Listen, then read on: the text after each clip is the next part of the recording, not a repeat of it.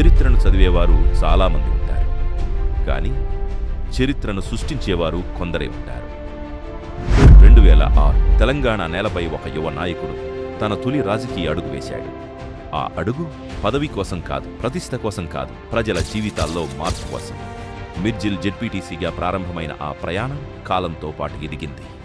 ప్రజల విశ్వాసంతో బలపడింది, పోరాటాలతో పొదునెక్కింది. ఒక గ్రామం నుంచి ఒక నియోజకవర్గం వరకు, ఒక జిల్లా నుంచి మొత్తం తెలంగాణ వరకు ప్రజల సమస్యలే ఆయన రాజకీయానికి దిక్సూచిగా మారాయి.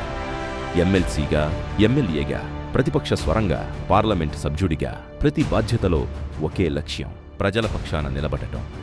అధికారాన్ని ప్రశ్నించిన స్వరం, అన్యాయాన్ని ఎదిరించిన ధైర్యం, ఒత్తిడులకు తలవంచని సంకల్పం రేవంత్ రెడ్డి రాజకీయ ప్రయాణానికి ప్రత్యేక గుర్తింపుగా నిలిచాయి.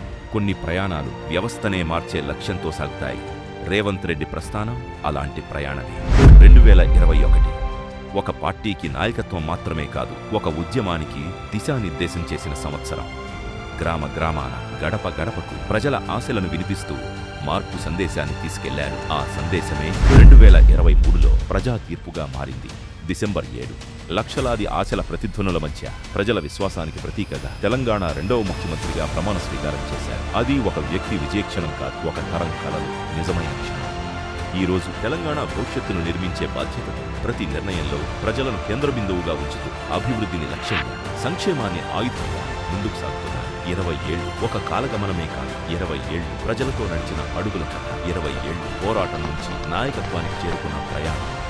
మిర్జిల్ నుంచి ముఖ్యమంత్రి కార్యాలయం వరకు ఇది కేవలం రాజకీయ ప్రస్థానం కాదు, ఒక సంకల్పం, ఒక సాహసం, ఒక ఉద్యమం, ఒక నాయకత్వం. ఇది శ్రీ అనుముల రేవంత్ రెడ్డి గారి 20 ఏళ్ల అజేయ రాజకీయ ప్రస్థానం. ఇది ఒక నాయకుడి కథ కాదు, ప్రజల నమ్మకం గెలిచిన కథ.